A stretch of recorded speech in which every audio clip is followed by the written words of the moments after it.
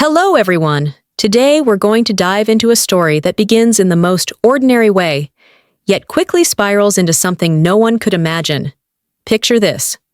A quiet Tuesday morning, sunlight stretching across the kitchen table. The same table where family breakfasts once filled the air with laughter.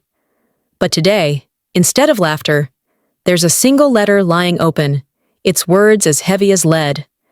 It isn't just paper, it's a sentence. The doctor's handwriting, neat but merciless, declares the truth.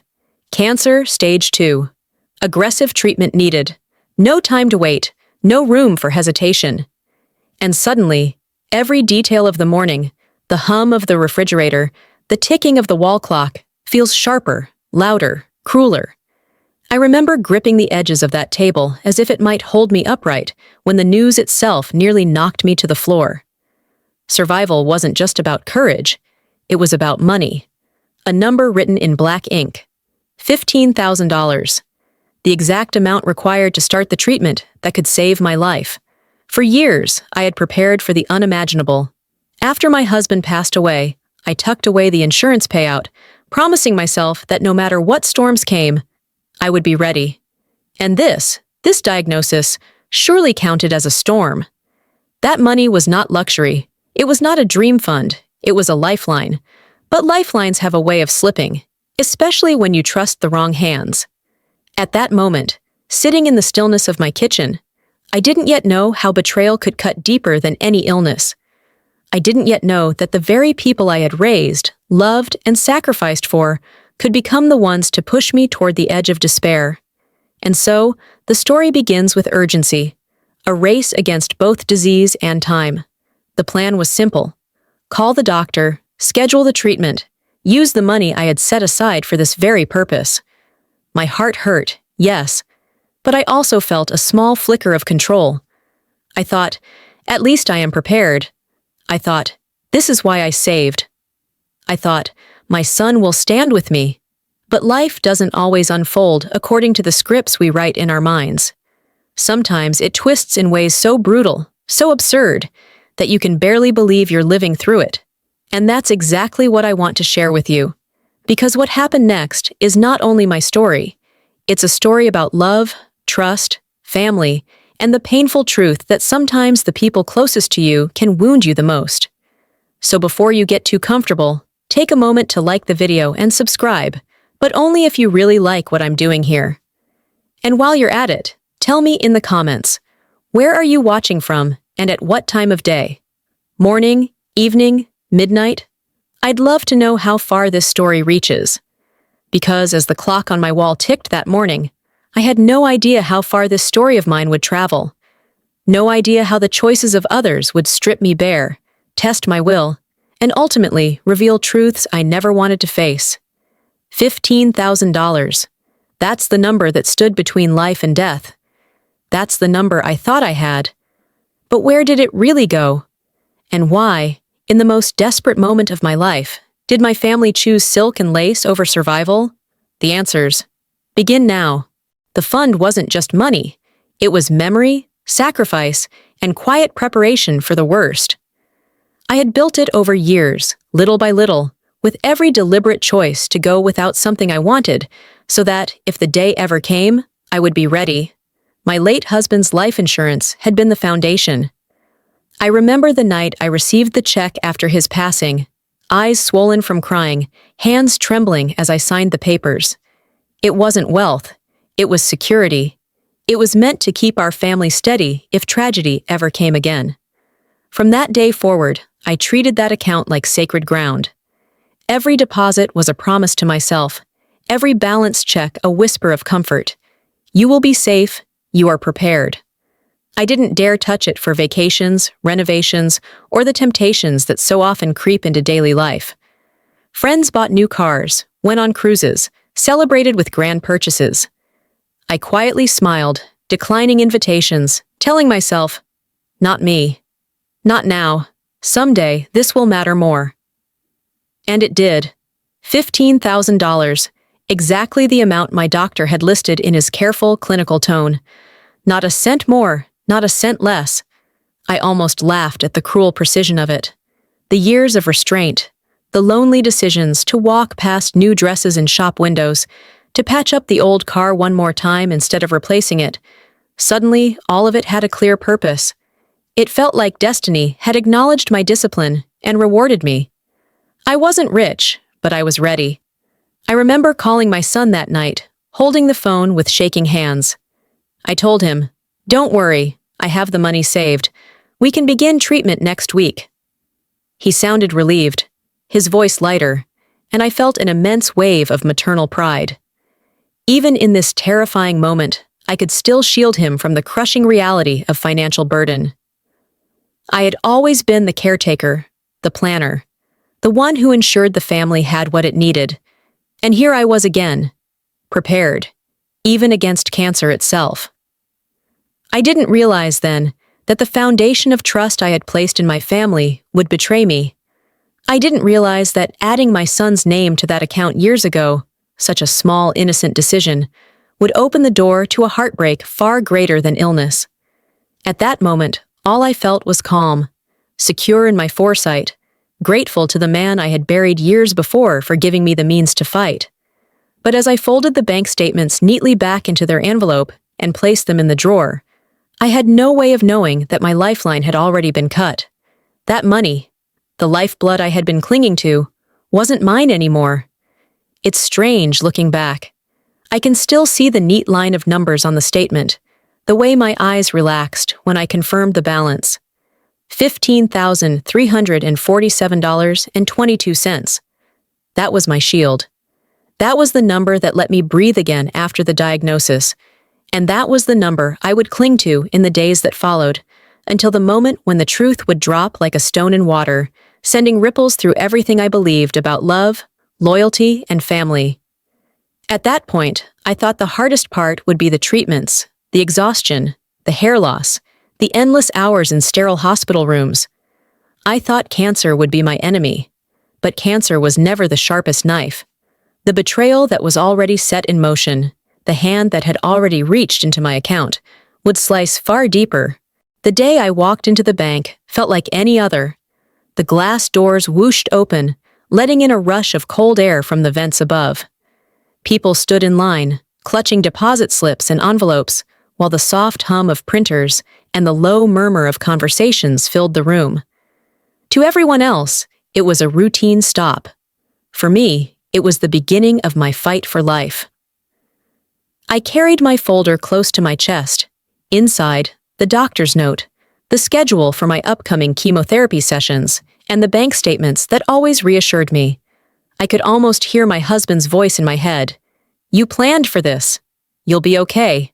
The teller smiled as I approached, her tone polite but practiced. "Good morning. How can I help you today?" "I just need to confirm my balance," I replied, sliding the card across the counter. My voice was steady, almost casual. After all, I knew what I would see. The safety net I had built, waiting to catch me. Her fingers tapped across the keyboard. The screen reflected faintly in her glasses, green and black numbers flashing. I expected her to nod, to say the amount with that same reassuring tone she had always used before. Instead, her expression shifted. Barely perceptible at first, a flicker of hesitation, the faint tightening of her jaw. "Could you give me a moment?" she asked softly. Something cold began to spread through my chest. I nodded, though my heart had started to thud louder than the tapping of her keys. Seconds stretched into minutes. She typed again, checked another screen, then finally looked back at me with eyes full of something I didn't want to recognize. Pity. "It looks like there was a large withdrawal 3 weeks ago," she said. Her voice carried the careful gentleness of someone delivering bad news, but the words hit like a thunderclap. I frowned. "That's not possible. Could you check again?" She turned the screen toward me, and in that instant, the world tilted. Where $15,000 had always stood like a fortress, now there was barely 300. Numbers I had trusted, numbers I had built my hope upon, were gone, reduced to almost nothing. I gripped the counter to keep myself upright. My knees threatened to buckle, my vision blurring at the edges. The room around me carried on as if nothing had happened. People filling out slips, coins clinking into trays, the faint ring of a phone in the back office.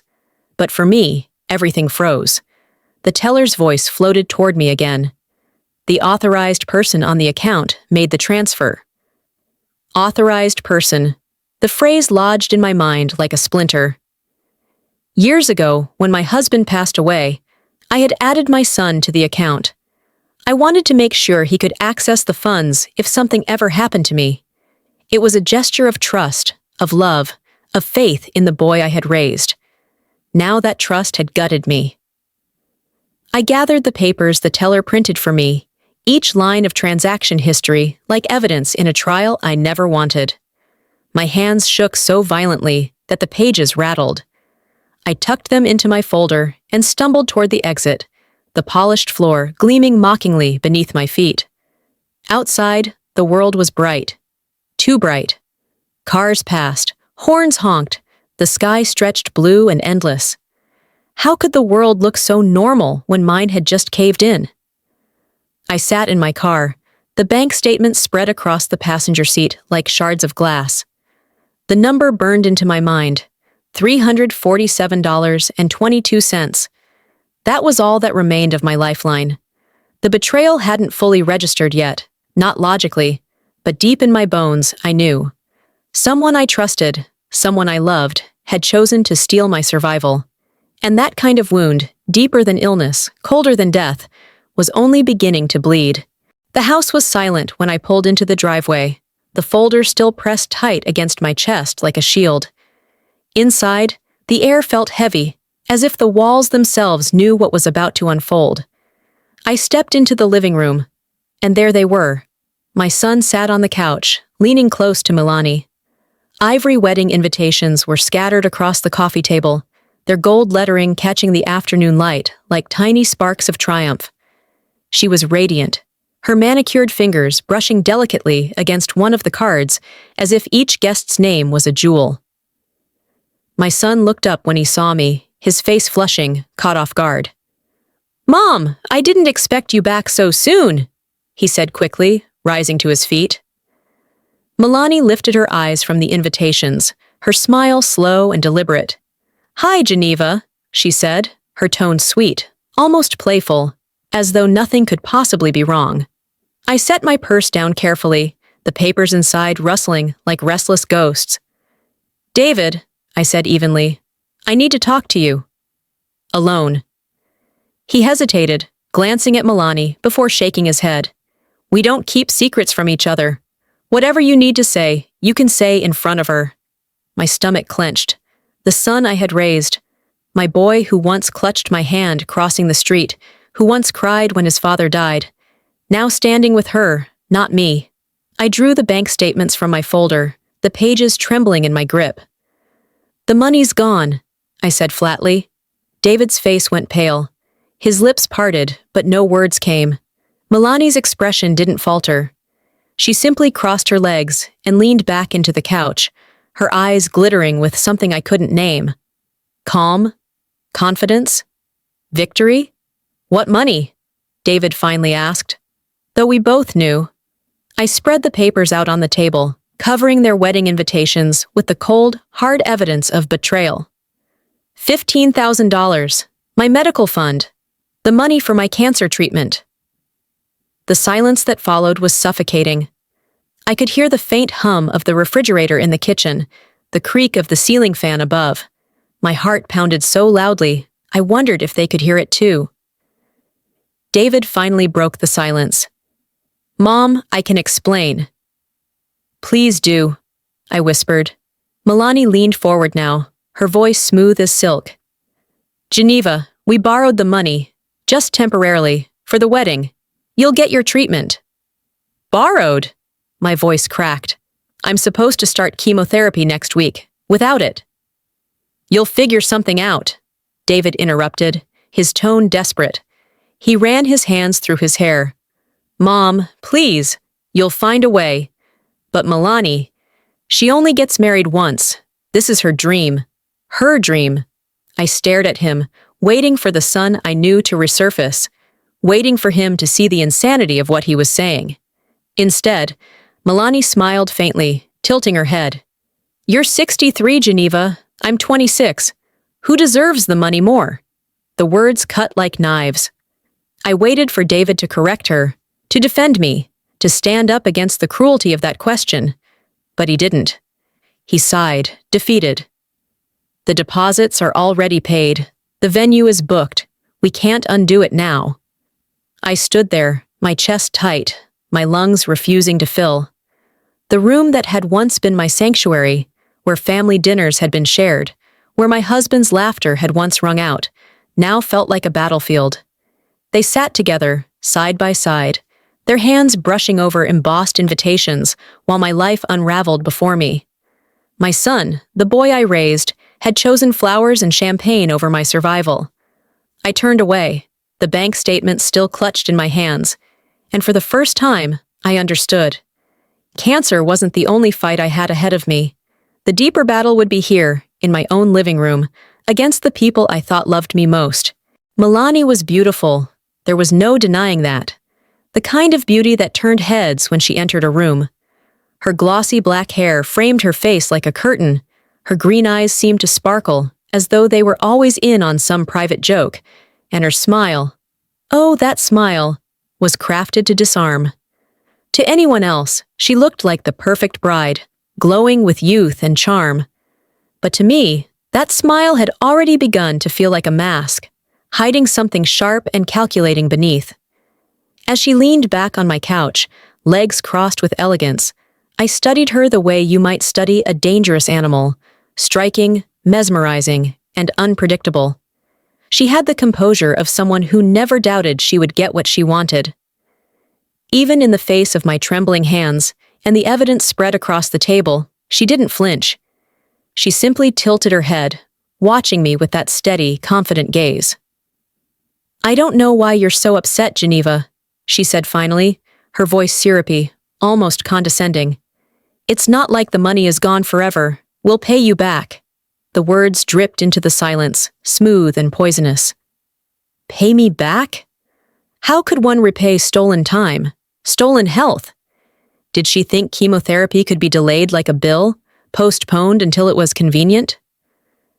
Her fingers brushed across one of the wedding invitations that lay beneath my bank statements. She lifted it delicately, as though the embossed lettering meant more to her than the stark numbers on the page. Besides, she added, her tone softening into a mockery of compassion, this is about love. Isn't that what your husband would have wanted? For his son to have his dream wedding? For a moment, the room seemed to tilt. She had invoked his memory, my husband, the man who had left us the insurance money that built this fund in the first place. She used his absence as a weapon, twisting his legacy to justify her theft. My stomach knotted, and I pressed my hand against the table to steady myself. I glanced at David, silently begging him to hear the cruelty in her words, to see the manipulation for what it was. But his eyes were locked on her, not me. Every flicker of doubt on his face vanished the moment she spoke, soothed away by her practiced tone and that unshakable smile. Milani was no longer just my daughter-in-law. She was the storm that had blown into our family, the one rewriting our history and claiming control. In that moment, I saw her clearly. A woman who valued appearances above life itself, who could rationalize anything as long as it led her closer to what she wanted. The scariest part wasn't her boldness, it was her calmness. She didn't raise her voice. She didn't show anger. She didn't need to. Her power came from certainty, from the way she made outrageous words sound almost reasonable. That kind of control was far more dangerous than rage. Think about it, she continued, her voice lilting, her eyes never leaving mine. What's more memorable, chemotherapy sessions or a wedding day? My throat tightened. I wanted to scream, to shatter the mask she wore, to remind her that this wasn't a trade between celebration and survival. It was life itself. But when I looked at my son, I saw hesitation written all over his face, and I knew her voice had already seeped into his thoughts, reshaping his loyalty. That was when I realized Milani wasn't just taking money. She was taking my son piece by piece, pulling him into her orbit until he belonged more to her than to me. And she was doing it with a smile so polished, so rehearsed, that anyone outside this room would call her radiant. But I knew better. I saw what lay beneath. She wasn't the bride of my son's dreams. She was the thief of my life. There comes a moment in every family where silence speaks louder than any word. That night, standing in my own living room, I learned just how deafening silence can be. David stood between us, his mother on one side, the woman he had vowed to spend his life with on the other. His shoulders were tense, his face pale, as though his body already knew the weight of the choice he was about to make. I could see the boy I had raised flickering in his eyes, the son who once clung to me during thunderstorms, who once promised to take care of me when I grew old. For a fleeting second, I believed he would turn to me, that he would see through Milani's honeyed words and remember who had always been in his corner. But then Milani placed a hand gently on his arm. Just one touch. It was subtle, almost tender, yet it anchored him to her side more firmly than any chain. "David," I whispered, my voice breaking, "you know that money was for my treatment. Without it, I can't start chemo." He looked at me, his lips trembling as though the right words were tangled in his throat. But before he could speak, Milani leaned closer to him, her eyes never leaving mine. "She'll be fine," she said softly, as if soothing a child. "She's strong. She always figures things out. But this is our one chance. Don't let anyone take it away from us." Our one chance. As though my life was just an obstacle in the path of her dream. I waited, breath held, for my son to push her hand away, to defend me. But instead, he nodded slowly, his gaze dropping to the floor. "Mom," he began, his voice low and unsteady. "I know this isn't fair, but the deposits are paid. The vendors are expecting us. We can't undo it now." His words hung in the air like smoke, choking me. I felt the ground tilt beneath me, my heart tearing with every syllable. "You're choosing her," I said, the realization slicing through me. He flinched, but he didn't deny it. I could see the battle raging inside him, the guilt, the shame, the love he still carried for me. But it wasn't enough. Milani had wrapped him so tightly in her web that even his conscience couldn't pull him free. "She deserves her wedding," he murmured. "And I deserve my life," I snapped, louder now, the desperation cracking open in my chest. "Do you hear yourself, David? You're trading my survival for flowers and photographs."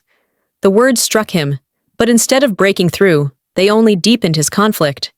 He rubbed his temples, his voice tight with frustration. "Mom, please don't make me choose." But the truth was, he already had. Milani smiled faintly, her fingers still resting on his arm like a victor's claim. Her silence was louder than any gloating. She didn't need to argue anymore. She had won. The room felt colder then, emptier, as if years of love and sacrifice had evaporated in an instant. I saw my son not as the child I once rocked to sleep, but as a man who had abandoned me for the promise of a perfect wedding day. I turned toward the door, my body heavy with grief. The bank statements still crumpled in my fist felt useless now, like scraps of paper, with no power to change what had already been decided. Behind me, I heard Milani whisper something to him, her tone soft, victorious. I didn't catch the words, but I didn't need to. The message was clear. I was alone in this fight. The next morning, I stood at my driveway, staring at the car that had carried me through countless chapters of my life. It wasn't glamorous. A practical 2018 Honda, steady and reliable, the kind of car my husband would have approved of. I had imagined it would be with me for many more years, a quiet companion for grocery runs and doctor's appointments. But survival doesn't ask about sentiment. Survival demands sacrifice. A young couple arrived, their baby bundled in the back seat of their older, sputtering car. They looked at my Honda the way I once looked at my late husband, like it was salvation.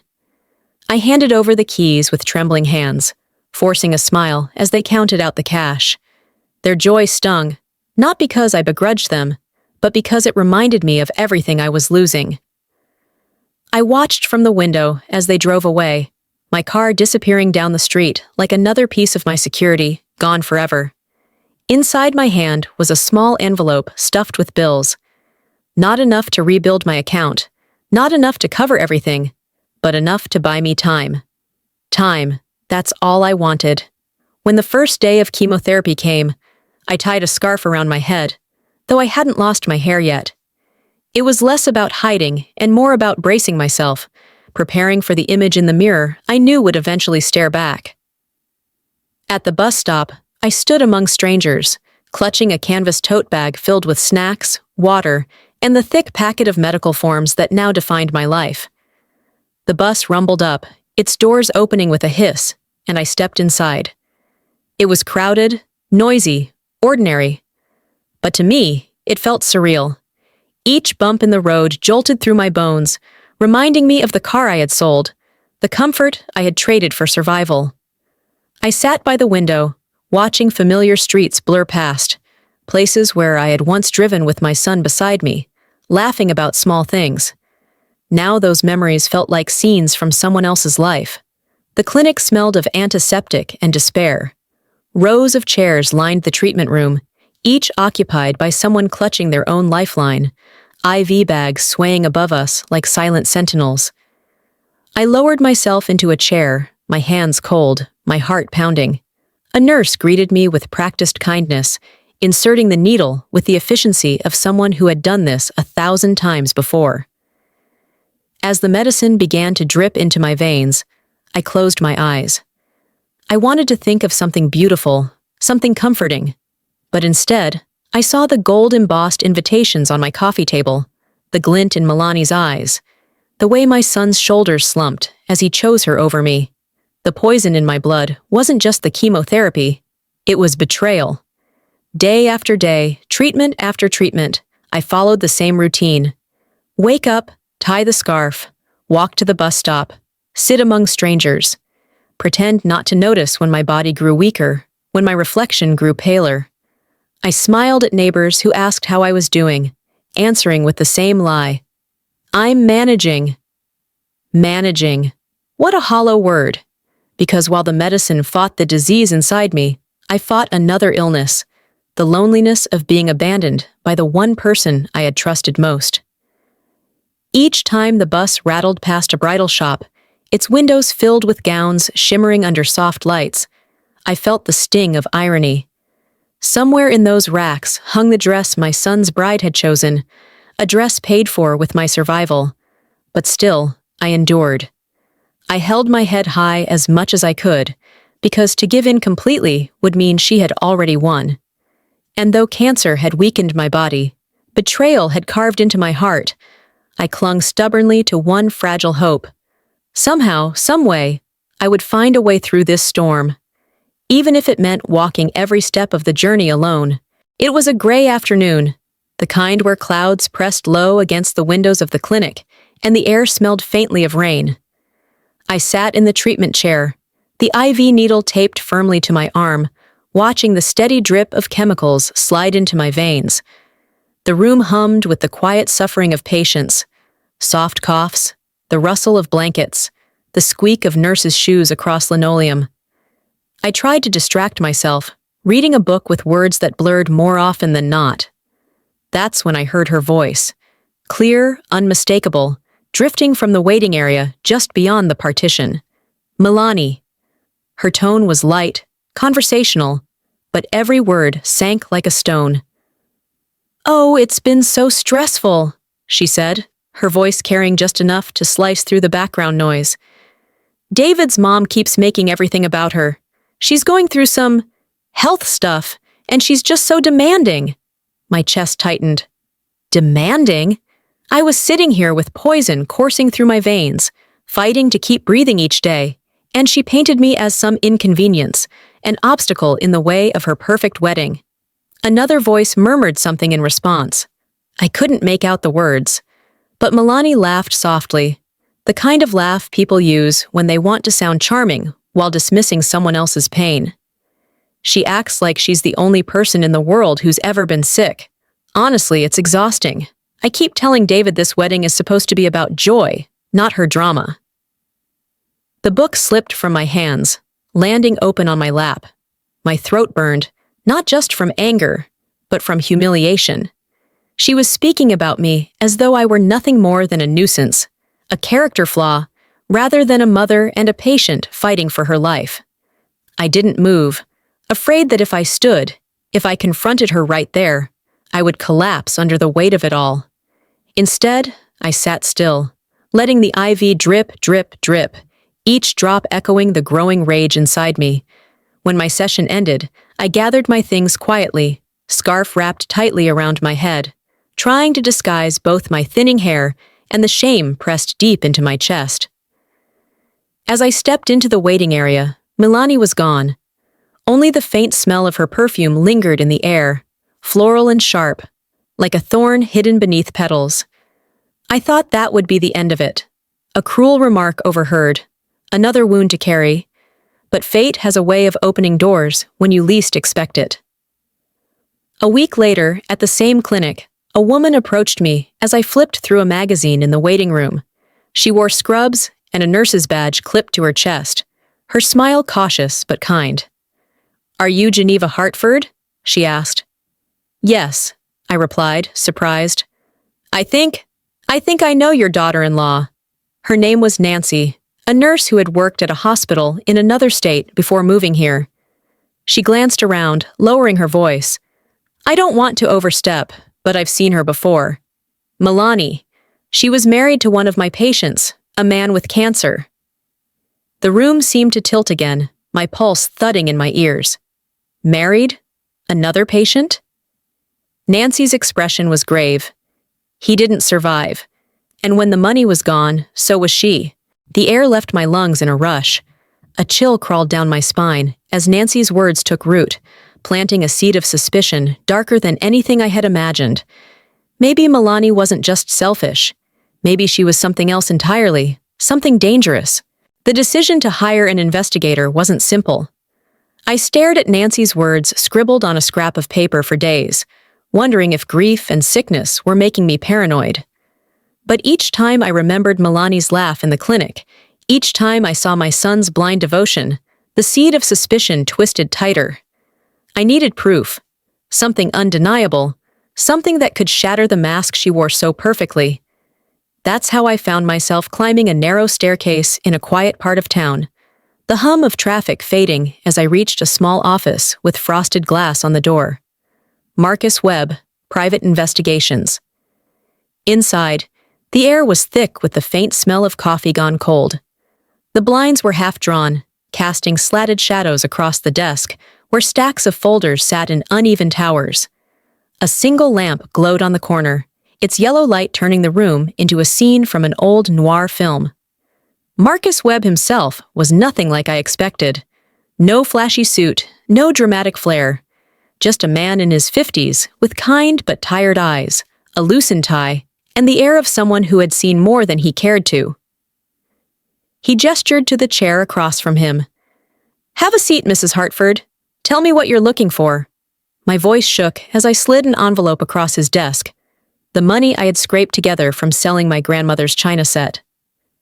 "I need to know who my daughter-in-law really is."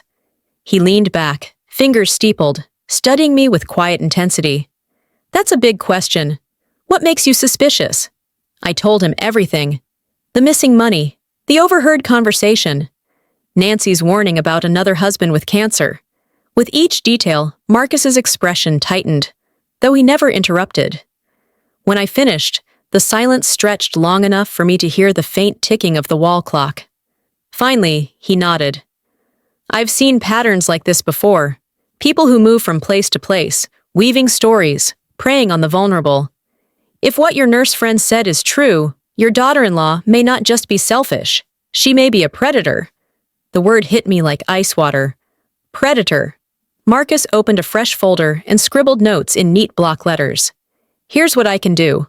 I'll run background checks in multiple states, trace marriage records, financial documents, even obituaries if necessary.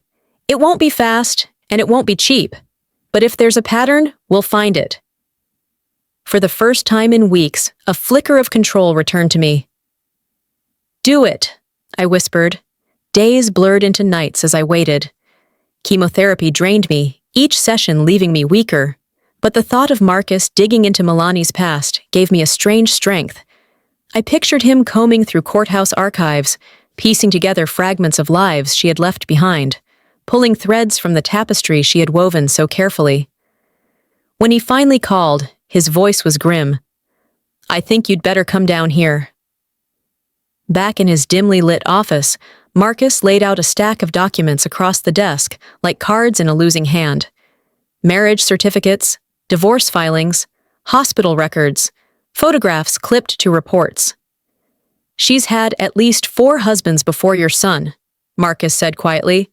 Every one of them sick. Every one of them with money. My breath caught. 4? He tapped one folder. Trevor Collins, diagnosed with aggressive lymphoma. Died 6 weeks after she filed for divorce. Another tap. Robert Martinez, lung cancer, wealthy family. She cleaned out his accounts before he passed. Tap. Frank Morrison, prostate cancer. He caught on before she could finish him. Hired me, actually, to confirm his suspicions. That's how I recognized her face in your description. Each name was a nail hammered into the coffin of my remaining trust. I stared at the evidence, the neat black ink spelling out a story so much darker than I ever imagined. She's not just reckless, Mrs. Hartford, Marcus said softly. She's calculated, and if your son is her next husband, he may also be her next victim. The room spun. My hands pressed against the table to steady myself, but no amount of pressure could stop the truth from crashing down. Milani wasn't merely selfish. She wasn't merely ambitious. She was a predator, and she had set her sights on my son. I waited until evening, the city lights already glowing against the windows of my son's apartment. I carried the folder like it was a weapon and a wound all at once, evidence gathered by Marcus Webb, the truth heavy enough to crush me. When David opened the door, his face softened for just a moment, the way it always did when he saw me. But behind him, Milani's voice floated from the kitchen, cheerful, humming as if the world was hers. Can we talk? I asked. My voice was steady, but my hands shook. David nodded and let me in. The apartment smelled of pasta sauce, warm and domestic, a cruel contrast to what I held in my arms. I sat at the table where just months ago I had shared Sunday dinners with them. Now it felt like a stage for a confrontation no family should ever face. I placed the folder on the table and slowly opened it. One by one, I spread out the documents. Marriage certificates, divorce filings, copies of medical records, photographs of Milani with men I had never seen before, men who had all been sick, men who were all gone. David's eyes darted across the papers, confusion clouding his face. What is this? He asked, his voice sharp with defensiveness. This, I said softly, is your wife's past. 4 husbands before you, all sick, all wealthy, all ruined. He shook his head immediately, pushing the papers back toward me, as though touching them might burn him. No, Mom, this isn't real. You've let this paranoia get inside your head. It's not paranoia, I insisted, my voice trembling but firm. I pushed the photographs toward him, forcing him to look. This is Trevor Collins, Robert Martinez, Frank Morrison, men who thought they were loved, men who thought they were safe, until Milani left them with nothing. He pressed his palms to his temples, as if he could block out my words by sheer force. You don't know her like I do. The door to the kitchen creaked. Milani appeared, wiping her hands on a towel, her smile soft, calculated. What's going on? She asked, her eyes flicking to the spread of documents. David looked at her, then back at me, torn between 2 worlds. She's saying you've been married before, that you've... His voice cracked. That you've done terrible things. Milani's expression didn't falter. She crossed the room slowly, her heels tapping against the floor, and picked up one of the marriage certificates as though it were nothing more than a grocery receipt. This is ridiculous, she said calmly. Geneva, I understand you're scared. I understand you're sick. But making up stories to destroy my marriage? That's cruel. Stories, I snapped, my heart hammering. These are legal records, public documents, facts, Milani. She met my gaze, her eyes sharp and unyielding. Or forgeries. How much did you pay that investigator to create these lies? Because that's what this is. Lies, designed to turn my husband against me. I turned to David, desperate. Son, look at me. Do you think I would spend my last savings on lies? Do you think I would risk everything, my dignity, my health, just to fabricate a story? But I could already see it in his eyes. Doubt. Not in her, but in me. Milani slipped her hand into his, her voice dropping to a soothing murmur. She's confused, David. She's been under so much stress. Chemotherapy. It takes a toll. We have to be compassionate. Compassion. The word twisted like a knife. She wasn't just rewriting the past. She was rewriting the present, painting me as a delusional, bitter woman instead of a mother fighting for her son's safety. David squeezed her hand, his face pale, torn, but leaning toward her side. Mom, maybe you're mistaken. Maybe you're remembering wrong. The papers lay scattered between us, undeniable proof reduced to scraps of doubt under the weight of her voice. For the first time, I understood that truth alone isn't always enough, not when the heart chooses to believe a lie. The hardest part about gaslighting isn't the lie itself. It's the way the lie creeps into the cracks of your mind, whispering doubts until you don't know which way is up anymore. And Milani was a master at it. In the days after I laid out the evidence, David grew distant. Phone calls became shorter, excuses piled higher. And when he did speak to me, his words felt rehearsed, as if they weren't his own, but borrowed straight from her mouth. She thinks you're under a lot of stress, Mom, he said one evening over the phone, his voice flat. Maybe it's the treatments. Maybe they're making you see things differently. I gripped the receiver so tightly, my knuckles whitened. David, I showed you the documents. Marriage certificates, divorce records, medical files. How can you dismiss that as stress? There was a pause, the silence on the line heavy and suffocating. Then, almost reluctantly, he whispered, Milani says anyone can fake papers these days. She says you've always been dramatic when you're upset. Maybe you're just... His voice faltered. Maybe you're remembering wrong. Remembering wrong. The phrase clawed at me, as if my grief, my illness, my exhaustion had clouded my mind so much that I had invented an entire history out of thin air. At night, lying awake in the dim glow of the street lamp outside my window, I replayed his words again and again. Doubt trickled in like water under a locked door. What if I was imagining things? What if I was being unfair? The documents were real, but the way he looked at me, the pity, the frustration, it made me feel like I was the one unraveling. Milani's tactics were subtle, but brutal. She didn't shout, didn't accuse me outright. Instead, she tilted her head with practiced sympathy, her tone always soft. I know you're scared, Geneva. I know this is hard for you, but lashing out at me isn't going to cure your cancer. Those words sank deep, leaving wounds invisible to anyone else. And when she spoke them in front of David, he absorbed them like gospel. I could see it in the way he glanced at me, torn between love and suspicion, his faith in me crumbling under her steady hand. One evening, I tried again.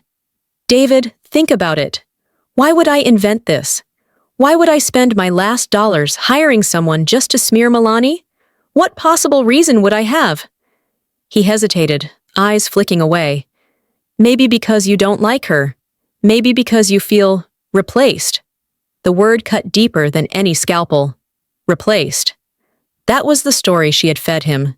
The jealous mother, unwilling to let go of her son, so desperate she invented elaborate tales to ruin his marriage. It was a role I never auditioned for, yet she had cast me in it flawlessly. The worst part? It was working. I saw it in his posture, in the way he leaned toward her and away from me, in the way his voice softened when he repeated her lines. She had wrapped herself around his heart, weaving her narrative until my truth sounded like delusions. I wasn't just losing the money. I wasn't just losing my health. I was losing my son, piece by piece, memory by memory, as she rewrote the script of our family. Milani didn't need to scream or threaten.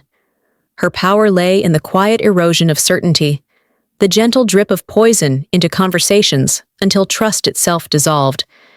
And as much as I clung to the documents, to Marcus's words, to Nancy's warnings, I realized something terrifying. If she could make my son question me, then what else could she make him believe? I wasn't just battling cancer anymore. I was battling invisibility, being erased from my own story by the very woman who had stolen my lifeline. The wedding day arrived with the kind of splendor that people dream about, the kind of event that ends up in glossy magazines. The Riverside Country Club was drenched in sunlight, its manicured gardens bursting with white roses and twinkling fairy lights strung across archways. Guests in crisp suits and flowing gowns mingled across the lawn, glasses of champagne glinting in their hands.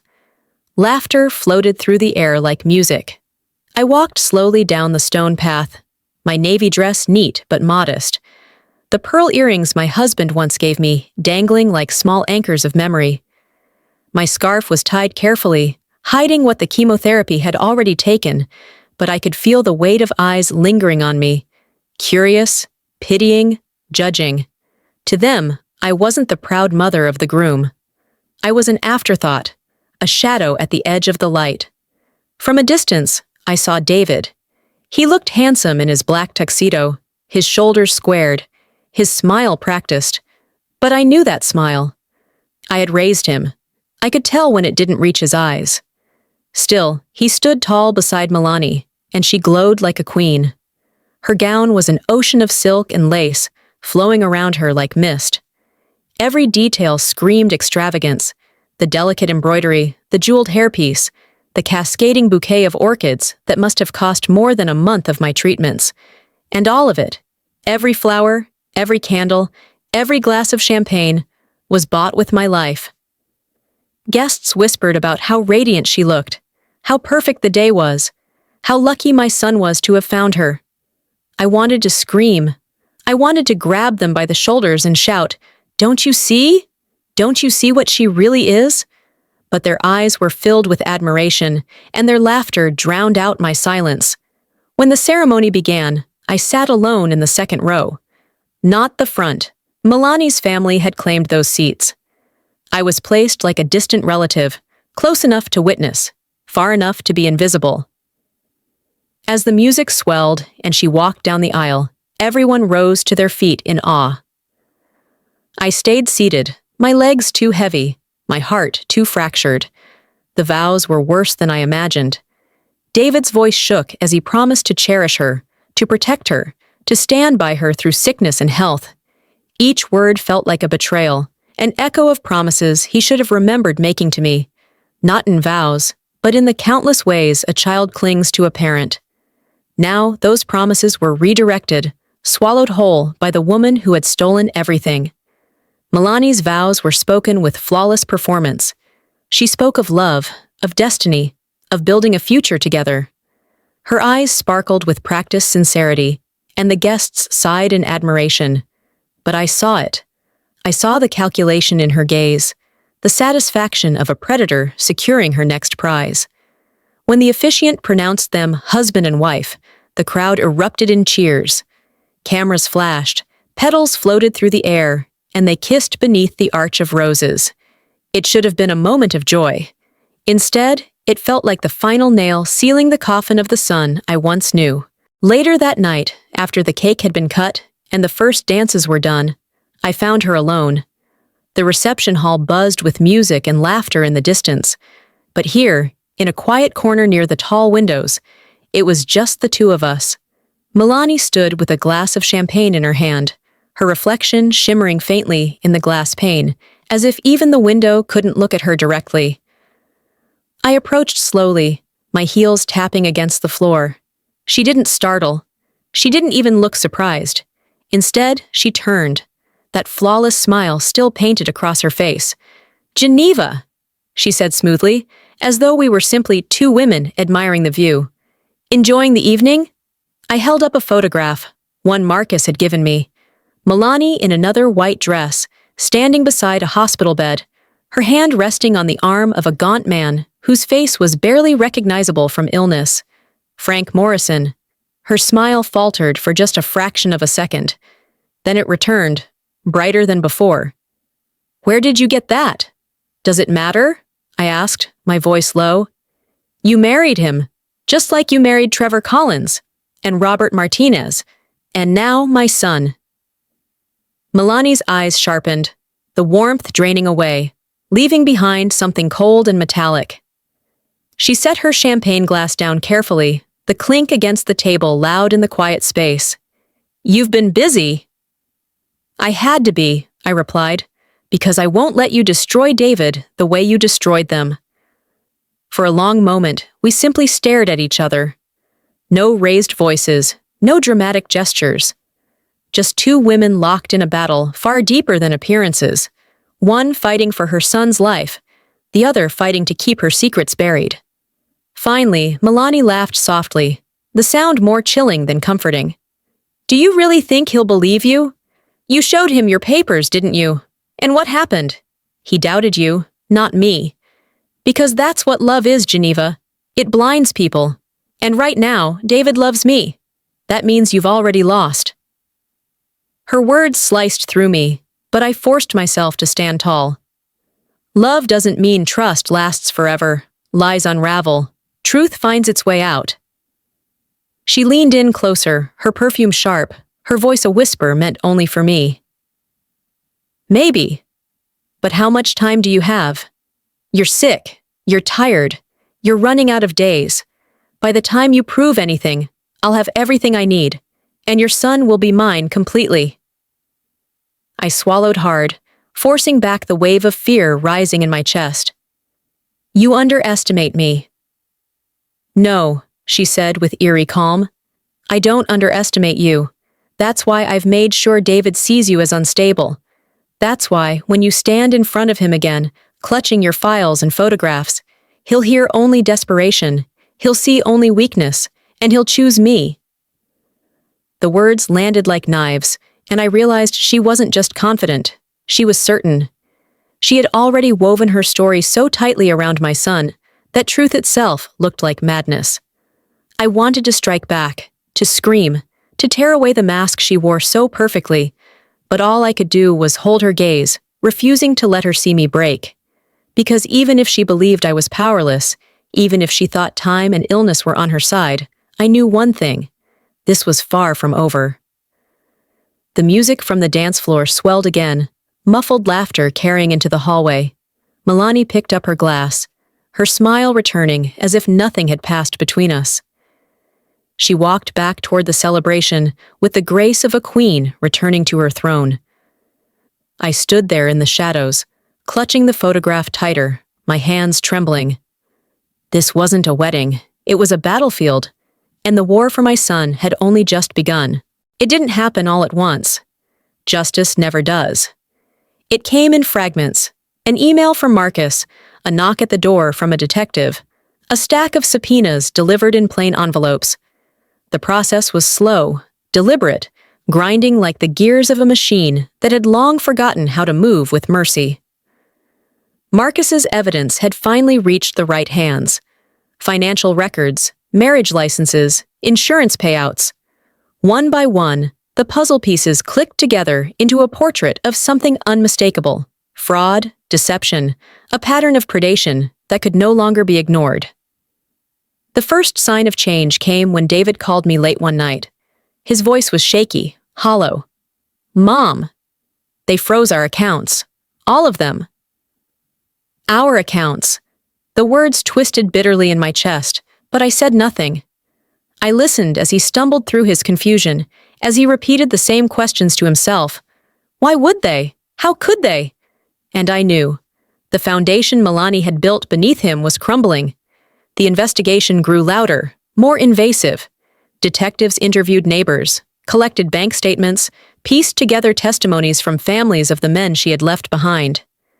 Names I'd only read in Marcus's reports were spoken aloud in police stations, each one carrying the weight of grief and betrayal. When the warrant finally came, I wasn't there to see it. I only watched it unfold later on the evening news. The screen showed her being led away in handcuffs, her perfect hair slightly mussed, her smile gone at last. Flashes from reporters' cameras lit her face, once so carefully curated, now exposed. It should have felt like victory.